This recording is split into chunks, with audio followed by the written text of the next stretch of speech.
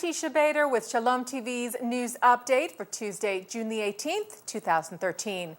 Former U.S. President Bill Clinton visited Jerusalem's Western Wall and its tunnels, as well as other sites in Jerusalem's Old City today. Western Wall Rabbi Shmuel Rabinowitz accompanied the former president, who expressed his appreciation for the holy site in the visitor's book at the end of his tour, calling it, quote, an amazing visit to a place that opens one's eyes. The former president also met this morning in Jerusalem with Israeli Finance Minister Yair Lapid over Lapid's new budget and also about the importance of relaunching the stalled peace process. Clinton is in Israel for the celebrations of President Shimon Peres's 90th birthday, part of Peres's annual Facing Tomorrow President's Conference. Shalom TV is in Jerusalem covering the conference, and if you missed our live broadcast of the opening ceremonies from Jerusalem earlier today, we will be re-airing that broadcast tonight at 9 here on Shalom TV. Israeli Prime Minister Benjamin Netanyahu issued a harsh condemnation today of the suspected price tag attack that occurred late last night in the Arab village of Abu Ghosh. As you may have seen on IBA News, unknown assailants slashed the tires of 28 cars and scrawled offensive anti-Arab graffiti on nearby walls of the village. Politicians on Israel's left and right spoke out against the attack earlier today. In his statement, Netanyahu called the attack contradictory to the values and people of Israel and Judaism. He added, just this week, we passed decisions that will enable us to take strong action against those who perpetrate such crimes, and we will do so with full force. Netanyahu was referring to the cabinet's approval earlier this week of measures that would make it easier for authorities to prosecute attacks of this kind.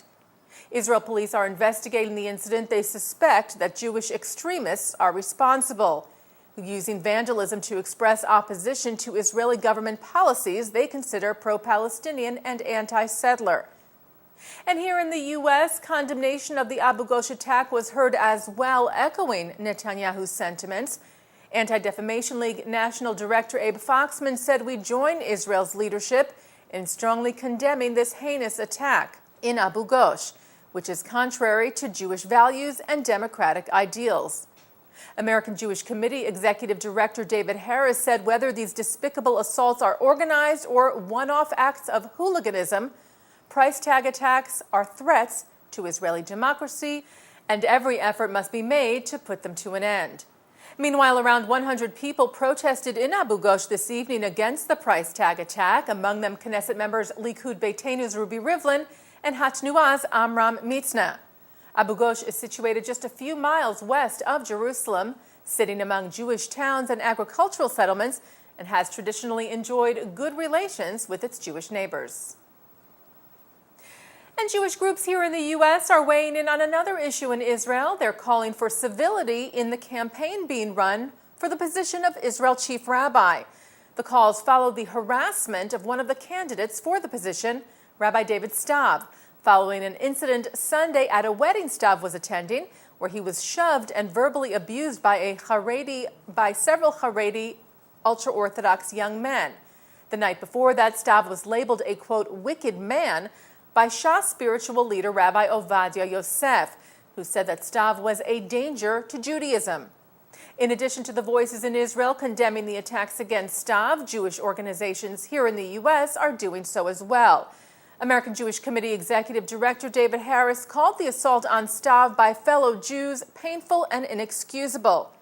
Harris said whatever differences may exist among factions supporting one or another candidate for the post of Israel's chief Ashkenazi rabbi, they should be debated and resolved with civility, not resort to violence. The Rabbinical Council of America, an umbrella group for Orthodox rabbis, expressed their support for Stav and questioned the shocking behavior of the ultra-Orthodox youths on Sunday, saying, quote, is this Torah? Are these its students? National Director of the Anti-Defamation League, Abe Foxman, called on Israel's political and spiritual leadership to speak up against such attacks and promote mutual respect among the various schools of Judaism. Foxman said when hate-filled and derogatory statements come from senior rabbis, it can fuel and legitimize verbal and even physical attacks. Let's keep the discussion focused on the important political and social issues facing the chief rabbinate and the State of Israel. And finally, the Israeli coastal city of Tel Aviv received a nice boost this week. It was named one of the best beach cities in the world.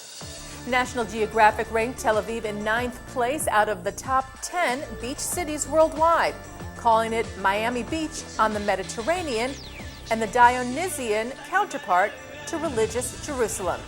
The number 1 beach city went to Barcelona, Spain, followed by Cape Town, South Africa, with Honolulu, Hawaii coming in 3rd. And that's Shalom TV's news update for Tuesday, June the 18th, 2013. I'm Teisha Bader.